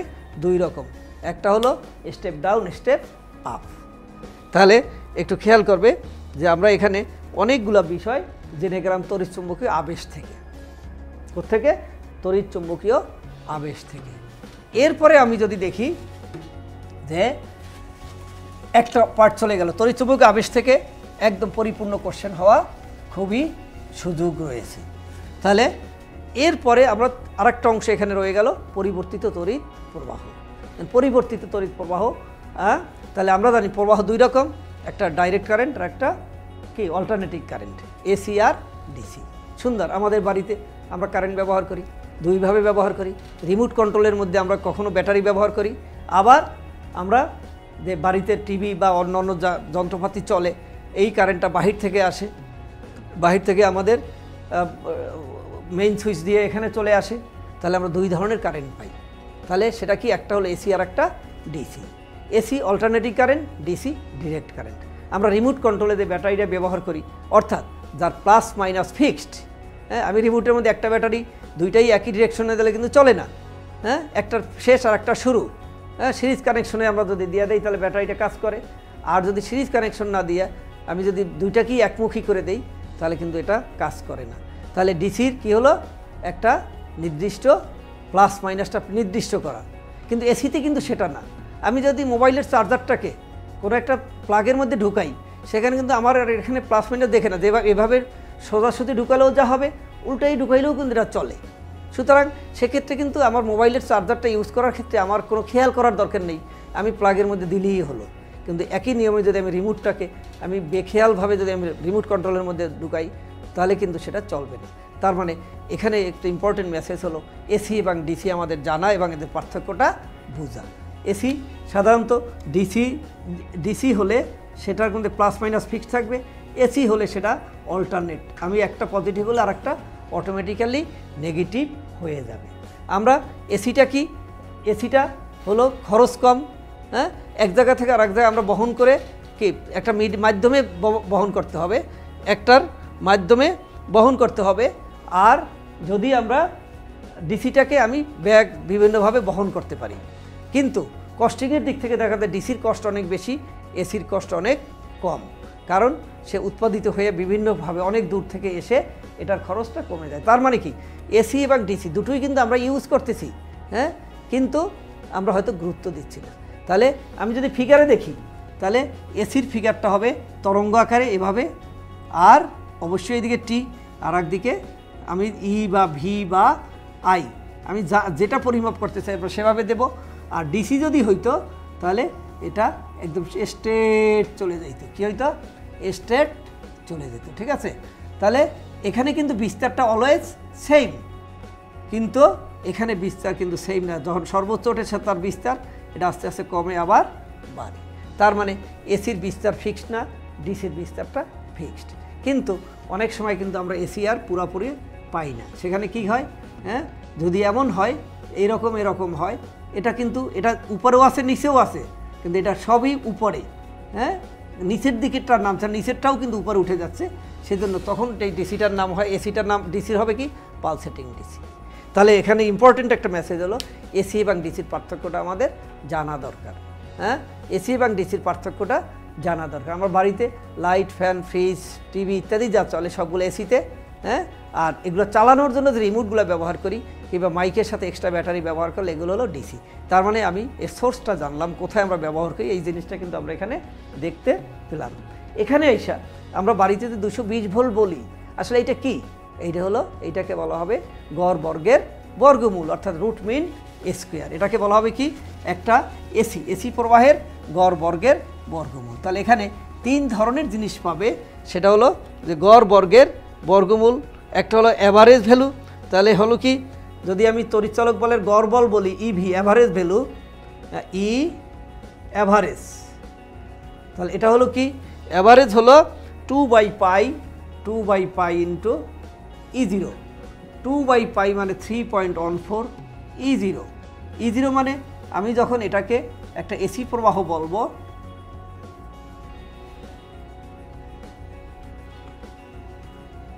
যখন আমরা এসি, এই যে সর্বোচ্চ ভ্যালুটা হলো E0, তাহলে অ্যাভারেজ ভ্যালুটা হলো E0। এখানে দেখবে যে যদি আমি অর্ধচক্রের অ্যাভারেজ পাই বের করতে পারি, পূর্ণচক্রের অ্যাভারেজ কিন্তু আবার শূন্য হয়ে যায়, কারণ এটা হলো প্লাস আর এটা হলো মাইনাস।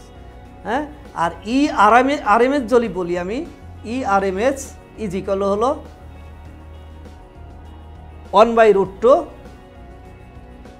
E0। 1/√2 মানে হলো 1/1.731 E0, √2 1.414। হ্যাঁ, তার মানে এটা হয়ে যাবে কি 70.70 E0। তার মানে আরএমএস ভ্যালুটা হলো 70% অফ পিক ভ্যালু। তাহলে আমরা মূলত এই যে 220 ভোল্ট বলি, বাড়িতে আমাদের বাড়ির লাইনটা কত? 220 ভোল্ট, সেটা মূলত হলো আরএমএস ভ্যালু। তাহলে আমরা 4 এবং 5 নম্বর অধ্যায়, অর্থাৎ তড়িৎ বিজ্ঞানের 3 নম্বর এবং 4 নম্বর অধ্যায়, এই দুইটা মিলে কিন্তু আমরা একটা কোশ্চেন আশা করব। তাহলে আমাদের কয়টা গেল? কোশ্চেন চলে গেল 4টা। অলরেডি কিন্তু 4টা কোশ্চেন আমরা পেয়ে গেছি। হ্যাঁ, তাহলে 4টা কোশ্চেন আমরা হয়ে গেলে আর আমার মূলত দরকার হলো একটা, তাহলে 5টা হবে। কিন্তু 5টা পড়ে তো আর গেলে আমার জন্য রিস্ক হয়ে যাবে, সেজন্য আমাকে কিন্তু সামনের দিকে আগাতে হবে। এবার যদি আমি 5 নম্বর প্রশ্নের প্রস্তুতি নেই, তাহলে কোত্থেকে নেব? 5 নম্বর প্রশ্নের নিতে হবে আলোক বিজ্ঞান থেকে। আলোক বিজ্ঞানে কয়টা অধ্যায় আছে? আমরা প্রথম স্লাইডে দেখেছি যে আলোক বিজ্ঞানে মূলত 2টো অধ্যায় আছে, একটা হলো ভৌত আলোক বিজ্ঞান আর একটা হলো জ্যামিতিক আলোক বিজ্ঞান। ভৌত আলোক বিজ্ঞান এবং জ্যামিতিক আলোক বিজ্ঞান। তাহলে এই 2টা অধ্যায় থেকে আমাদের কি হবে? একটা কোশ্চেন আমাকে নিতে হবে। এখন জ্যামিতিক আলোক বিজ্ঞানটা, ভৌত এবং জ্যামিতিক আলোক বিজ্ঞানের মধ্যে ভৌত আলোক বিজ্ঞানে দেখবে তোমাদের জ্ঞান কিংবা অনুধাবনের কোশ্চেনের ইম্পর্টেন্সটা বেশি, কারণ ওখানে ফার্মাটেস প্রিন্সিপাল আছে।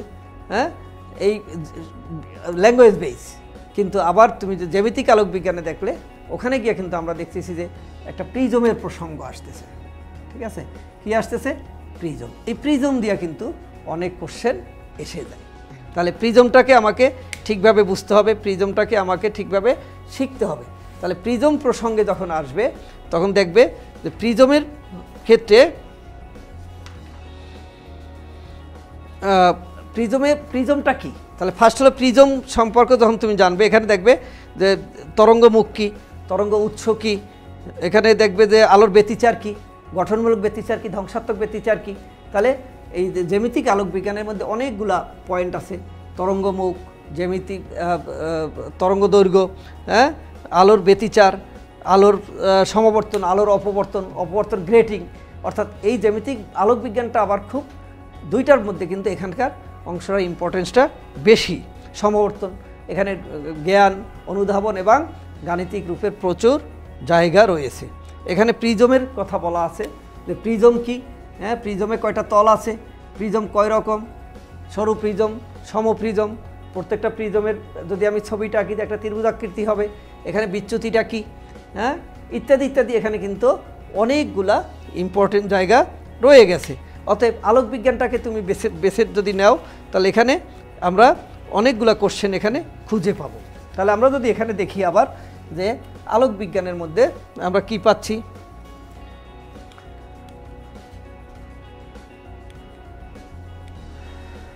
আলোক বিজ্ঞানে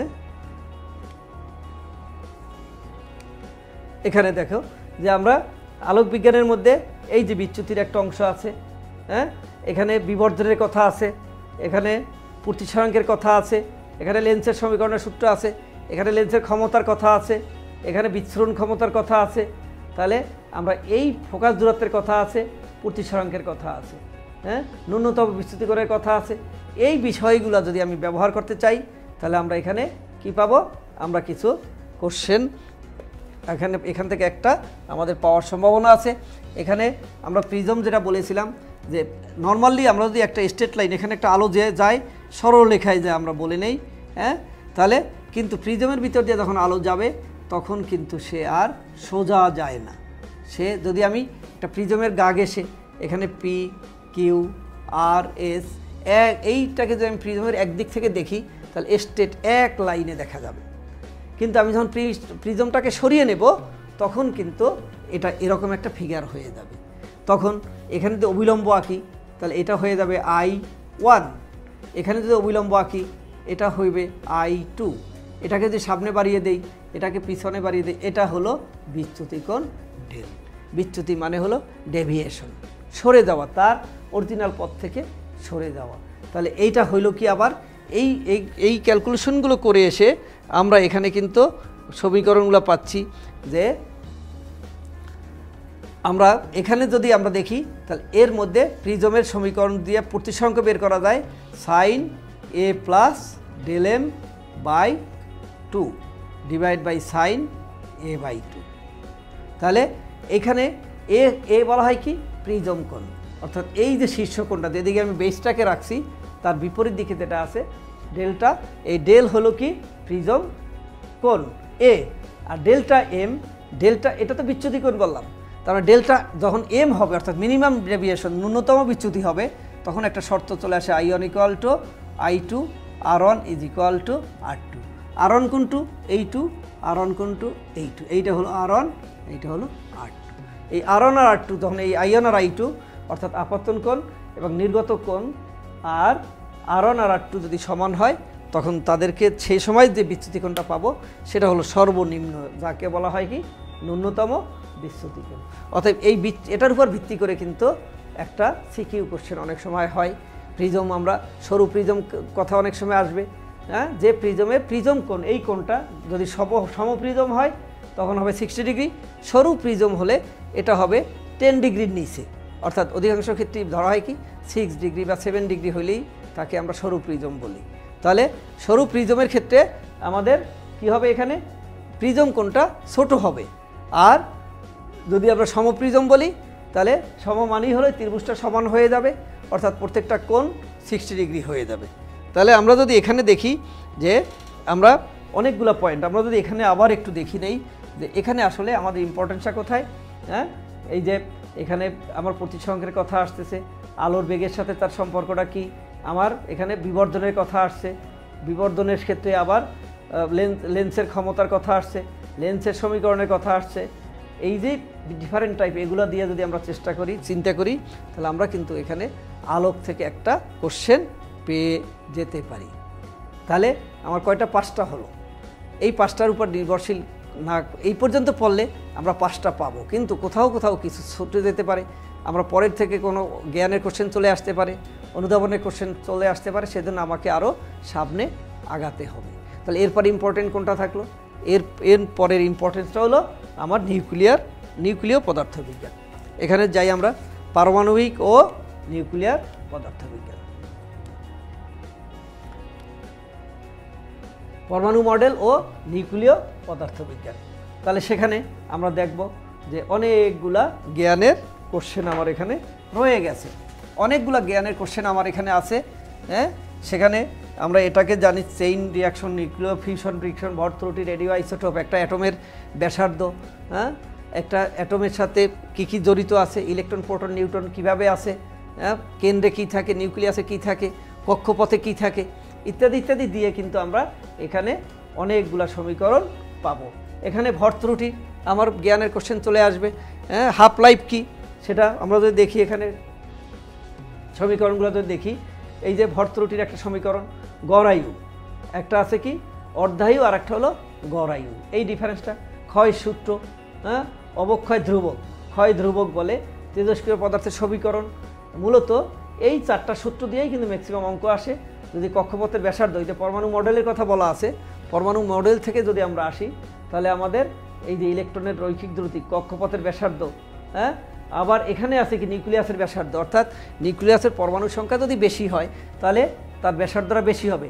এই যে আর জিরো হলো একদম সর্বনিম্ন, অর্থাৎ হাইড্রোজেন পরমাণুর ব্যাসার্ধ, হ্যাঁ, আর এ মাস নাম্বারের উপরে ডিপেন্ড করতেছে, 8টা কনস্ট্যান্ট, অর্থাৎ a টু দি পাওয়ার 1/3 এর, অর্থাৎ এখান থেকে ক্লিয়ার যে অক্সিজেন এবং যদি আমরা কার্বন বলি তাহলে কোনটার ব্যাসার্ধ বেশি হবে? অক্সিজেনের, কারণ কার্বনের সাথে অক্সিজেনের পারমাণবিক ভর বেশি। অক্সিজেনের সাথে যদি আমি ইউরেনিয়ামকে ধরি তো ইউরেনিয়ামের বেশি হবে।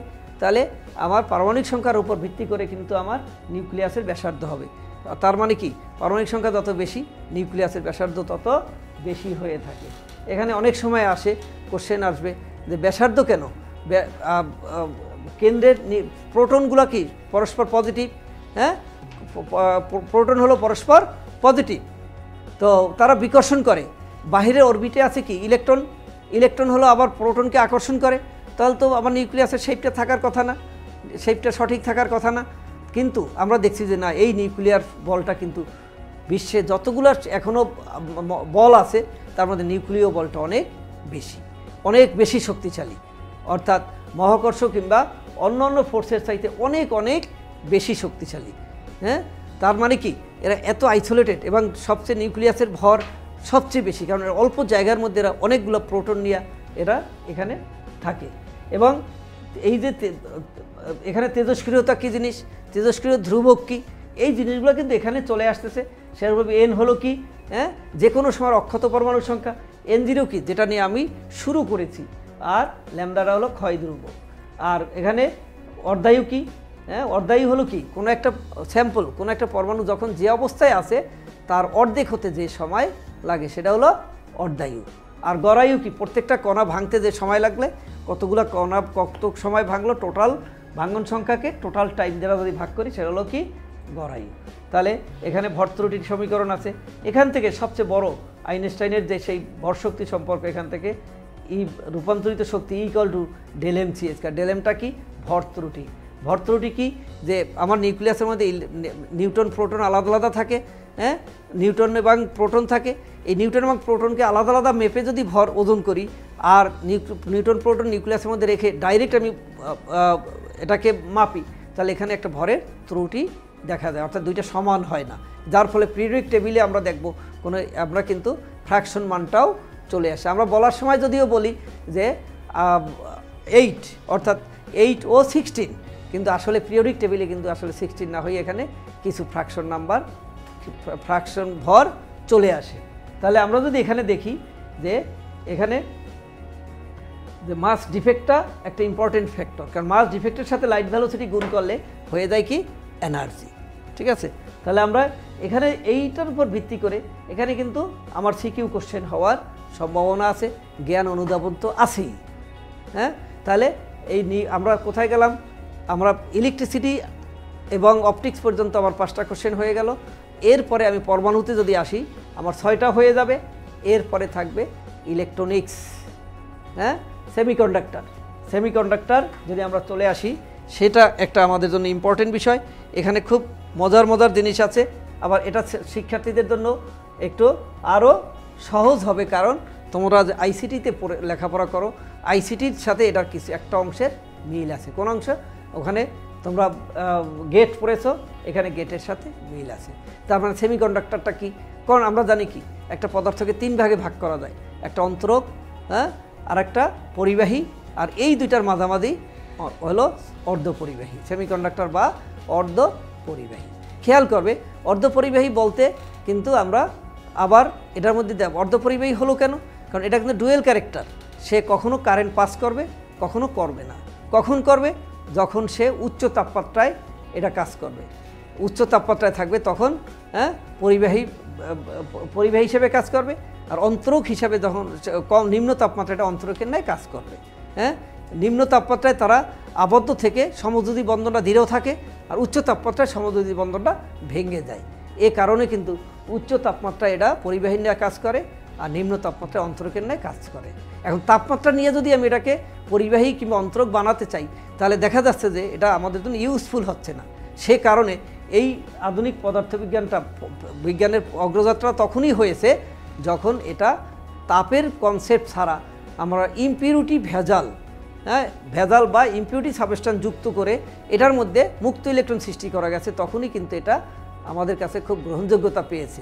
আজকে তোমরা দেখো যে চিপস, আমরা একটা মোবাইল, হ্যাঁ মোবাইলের মধ্যে সিমটা ইউজ করি, সিমটা কত ছোট একটা জিনিস, এটার মধ্যে কত তথ্য রাখা যাচ্ছে, এটার সম্ভব হয়েছে শুধুমাত্র এই ইলেকট্রনিক্সের এবং এই যে ইমপিউরিটি সাবস্টেন্স যোগ করে এটাকে আজকে আধুনিক পদার্থবিজ্ঞানের রূপ দেওয়া সম্ভব হয়েছে। তাহলে এখানে দেখা যাবে প্রথমেই আসবে অর্ধপরিবাহী কী, হ্যাঁ অর্ধপরিবাহীর বৈশিষ্ট্য কী, অর্ধপরিবাহীর মধ্যে ভেজাল মিশ্রিত করে কীভাবে করে। তাহলে আমরা যখন এই ভেজাল মিশ্রিত, ভেজাল, এই যে ভেজাল শব্দটা নিয়ে কিন্তু আমাদের আবার একটু বিষয় আছে। ভেজাল কাকে বলে? আমরা চালের মধ্যে মসুরি ডাল দিলে এটা কি আমরা ভেজাল বলবো? না, ভেজাল বলা যাবে না, কারণ এটা ধরা পড়ে যাবে।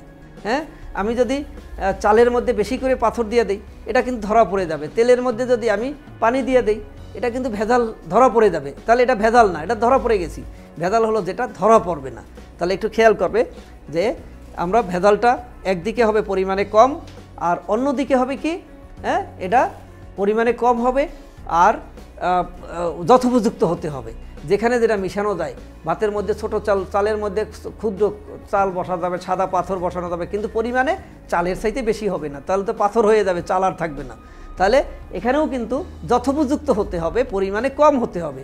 তাহলে আমরা সেমিকন্ডাক্টর বলতে কাকে বুঝি? মূলত সিলিকন, জার্মেনিয়াম, গ্যালিয়াম।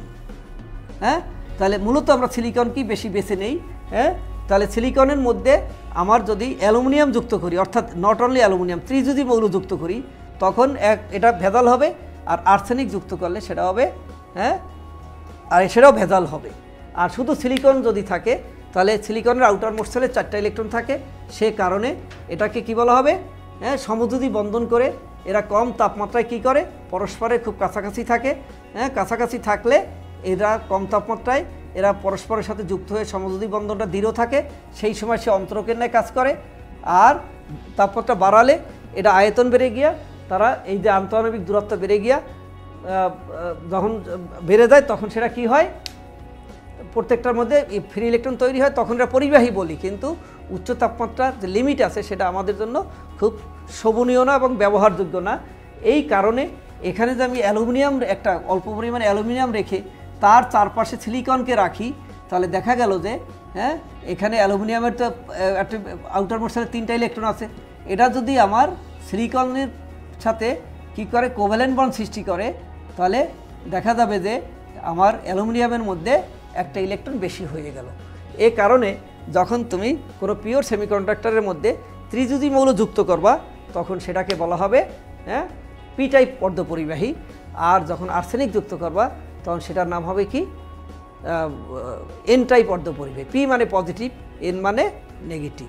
তাহলে পি টাইপ এবং এন টাইপ অর্ধপরিবাহী কি আসলে? বিশুদ্ধ না অশুদ্ধ? তার মানে এটা হলো অশুদ্ধ, ভেজালযুক্ত। হ্যাঁ, তাহলে পিওর সেমিকন্ডাক্টর হলে আমরা এটাকে ইউজ করতে পারি না। যখন আমি পি টাইপ এবং এন টাইপ অর্ধপরিবাহী নিয়ে আসতেছি তখন এটাকে আমরা ইউজ করতে সক্ষম হচ্ছি। অতএব পি টাইপ এবং এন টাইপ অর্ধপরিবাহী আমরা যখন বানাবো, উদ্দেশ্য কি? উদ্দেশ্য হলো এটাকে আমরা পরিবাহী হিসাবে ব্যবহার করব। এখন যদি আমি এটাকে আলাদা আলাদা রেখে দিই তাহলে তো এটা আমার কোনো কাজে লাগবে না। হ্যাঁ, তাহলে তাদেরকে একত্র করতে হবে। যখন একটা পি টাইপ আর একটা এন টাইপ অর্ধপরিবাহীকে একত্রে যুক্ত করবা তখন কি হবে? একটা ডায়োড হয়ে যাবে। তখন তার নাম হবে কি? ডায়োড।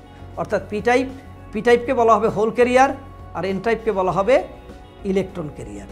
তাহলে যখনই তুমি এটাকে যোগ করলা তখন কি হলো? এটা ডায়োড হয়ে গেল, বা জাংশন ডায়োড বা পিএন জাংশন। এই জাংশন ডায়োড হওয়ার সাথে সাথে এই যে সংযোগ পয়েন্টে আবার একটা ব্যারিয়ার সৃষ্টি হবে, যেটাকে না বলা হবে বিভব প্রাচীর, যাকে বলা হবে কি? বিভব প্রাচীর। এই প্রাচীর যতক্ষণ থাকবে ততক্ষণ এই ডায়োড দিয়ে কোনো তড়িৎ প্রবাহিত হবে না। সে কারণে আমাদের প্রয়োজন হবে এই ডায়োডের এই প্রাচীরটাকে ভাঙা। এখন ভাঙতে হলে আবার এটা তো আমরা মানে এমনিতে অটো ভাঙবে না, অটোতে না ভেঙে কি হবে? এটা অটোতে ভাঙবে না, অটো না ভাঙার কারণে বহি একটা শক্তি প্রয়োগ করতে হবে। এই বহি শক্তি প্রয়োগ করার নাম হলো বায়াসিং। হ্যাঁ, এটাকে বা ঝোঁক। তাহলে আমি দুইভাবে ভাঙতে পারি, এটার সাথে বহিঃশক্তির পজিটিভ যুক্ত করে ভাঙতে পারি, অথবা আবার এইটার সাথেই কিন্তু আমি আবার নেগেটিভ যুক্ত করে, অর্থাৎ বহিঃশক্তি নেগেটিভ পজিটিভ যুক্ত করেও আমি এটাকে ভাঙতে পারি।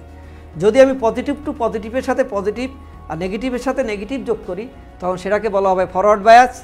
আর যদি আমি নেগেটিভের সাথে নেগেটিভ পজিটিভের সাথে যদি আমি যোগ করি সেটা হবে রিভার্স বায়াস। তাহলে বায়াসিং কয় রকম আমরা পাইলাম এখানে 2 রকম, ফরওয়ার্ড বায়াস, রিভার্স বায়াস। তাহলে ফরওয়ার্ড বায়াসের ক্ষেত্রে আমার পিএন জাংশনের পি এবং বহিস্থ কোষের পজিটিভ আর এন এর সাথে বহিস্থ কোষের এন যুক্ত করলে সেটাকে বলা হবে ফরওয়ার্ড বায়াস। আর এখানে এর হবে কি তার উল্টাটা। তাহলে ফরওয়ার্ড বায়াস এবং রিভার্স বায়াস আমরা জানলাম। এটার কারণটা কি? কারণ হলো শুধুমাত্র বিভব প্রাচীর ভেঙে ফেলা। এটার কাজ হলো কি বিভব প্রাচীর ভাঙার। এই যে ভাঙার পরে বিভব প্রাচীর আমরা ভাঙতে পারলাম, ভাঙার পরে এরপরে কিন্তু আর ওই বহিস্থ কোষের কোনো ফাংশন নেই। তাহলে এই ডায়োডটা দিয়ে আমরা কি করব আবার রেকটিফায়ার বানাবো, একমুখীকরণ বলবো আমরা এটাকে দিয়ে কি করব একমুখীকরণ করব, যেটাকে আমরা রেকটিফায়ার বা একমুখীকরণ করি। এই একমুখীকরণ আবার হলো কয় রকম? 2 রকম, হাফ ওয়েভ রেকটিফায়ার, ফুল ওয়েভ রেকটিফায়ার। এই রেকটিফায়ারের মধ্যে এটা দিতে হলে আমাকে এখানে কি করতে হবে একটা স্টেপ ডাউন ট্রান্সফরমার লাগবে। স্টেপ ডাউন ট্রান্সফরমার যদি দেই একটা ডায়োড দিলে এখানে কি হবে যে তড়িৎটা পাস হবে সেটাকে অর্ধেক যাবে, হ্যাঁ, সেই জন্য এটাকে বলা হবে হাফ ওয়েভ রেকটিফায়ার। অর্থাৎ আমি এখানে দিলাম পূর্ণ সাইকেল, এখানে দিলাম আমি পূর্ণ সাইকেল আর ওখানে আমি পেলাম আউটপুটে পেলাম অর্ধ সাইকেল। তাহলে সে কারণে এটাকে বলা হবে হাফ ওয়েভ রেকটিফায়ার। আর যখন আমি এটাকে কি করব 2টো ডায়োড ব্যবহার করব তখন এখানে এইটার উপরে যাবে, নিচের পোর্শনটাও কি এখানে উপরে যাবে, তখন সেটা হয়ে যাবে পূর্ণ তরঙ্গ রেকটিফায়ার। ওকে, তাহলে আমরা একটু দেখি সেমিকন্ডাক্টর থেকে আসতে গেলে সেমিকন্ডাক্টর কাকে বলে, কোথায় কীরকম কোন অবস্থায় আছে। হ্যাঁ, এটাকে আবার পিওর ইমপিওর করব, সেখান থেকে পি টাইপ এবং এন টাইপ সেমিকন্ডাক্টর বানাবো, সেই পি টাইপ এবং এন টাইপ দিয়ে একটা ডায়োড বানাবো। হ্যাঁ, ডায়োড আবার এমনি এমনি কাজ করবে না, তাকে বায়াসিং করতে হবে। এই বায়াসিং করার পরে এটা অ্যাক্টিভ হবে, অ্যাক্টিভ হওয়ার পরে এটা দিয়ে আমি রেকটিফায়ার বানাতে পারবো। রেকটিফায়ারের মাধ্যমে আমরা হাফ ওয়েভ এবং ফুল ওয়েভ রেকটিফায়ার বানাবো। হ্যাঁ, সেখানে কখনো আমরা কারেন্ট পাবো, কখনো পাবো না। আমরা বিয়ে বাড়িতে লাইট জ্বালানোর ক্ষেত্রে আমরা যে দেখি যে কখনো লাইট জ্বলে নিবে, সেখানে কিন্তু এগুলো অনেক সময় ইউজ হয়ে থাকে। তাহলে আমরা রেকটিফায়ারের পরে এই ডায়োডের কাজ শেষ হয় না, ডায়োডের কাজ আরও এর সামনে চলে আসে।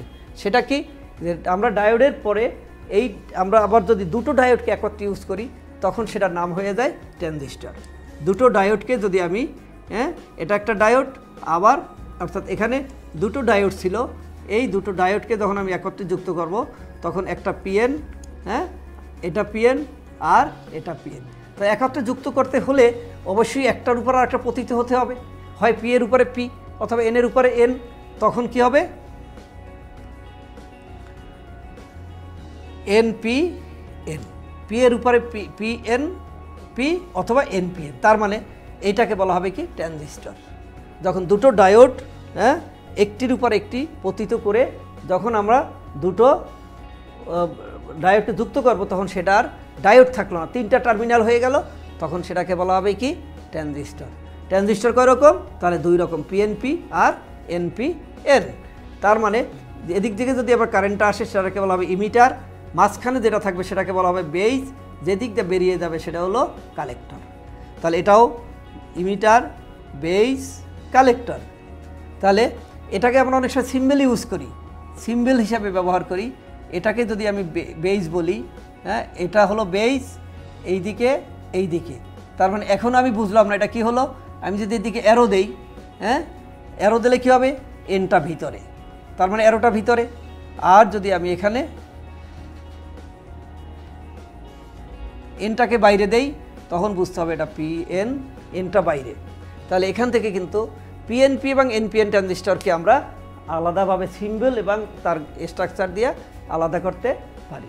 তাহলে ট্রানজিস্টর হলো কি 2টো ডায়োডের সংযোগ, তাই না? 2টো ডায়োড মিলে একটা ট্রানজিস্টর হলো। ট্রানজিস্টর কয় রকম? 2 রকম, একটা পিএনপি ট্রানজিস্টর আর একটা হলো এনপিএন ট্রানজিস্টর। তার সিম্বলটা জেনে নেব। এবার এই ট্রানজিস্টরটা কি আমরা বিভিন্নভাবে ব্যবহার করে থাকি। ট্রানজিস্টরকে বিবর্ধক বলা হয়, ট্রানজিস্টরকে সুইচ বলা হয়। তাহলে বিবর্ধক কেন? কারণ ট্রানজিস্টরের ভিতর দিয়ে যখন তুমি তড়িৎ প্রবাহিত করবে তার মানটা যেভাবে তুমি দিবে সেটা কিন্তু কিছুটা হলো কমে যাবে, বেড়ে যাবে। তাহলে সেজন্য ট্রানজিস্টরকে আমাদের বায়াসিং করতে হবে। ট্রানজিস্টর বায়াসিং করতে হলে ট্রানজিস্টরের সংযোগ পয়েন্ট আসবে দুটো। আমি যদি এখানে একটা কি ট্রানজিস্টর নিলাম এখানে, হ্যাঁ এটা হলো কি, তাহলে কি ট্রানজিস্টর যেহেতু ভিতরে আরও, তার মানে এটা হলো পিএনপি ট্রানজিস্টর, পিএনপি। তাহলে এটার সাথে দুটো কানেকশন, এইটাকে বলা হবে ইনপুট সার্কিট আর এটাকে বলা হবে আউটপুট সার্কিট। তাহলে ইনপুট সার্কিটে বায়াসিং করতে হলে আমার এটাকে হলো পি, তাহলে পজিটিভ এ পাশে নেগেটিভ, পি এর সাথে পজিটিভ, এন এর সাথে নেগেটিভ।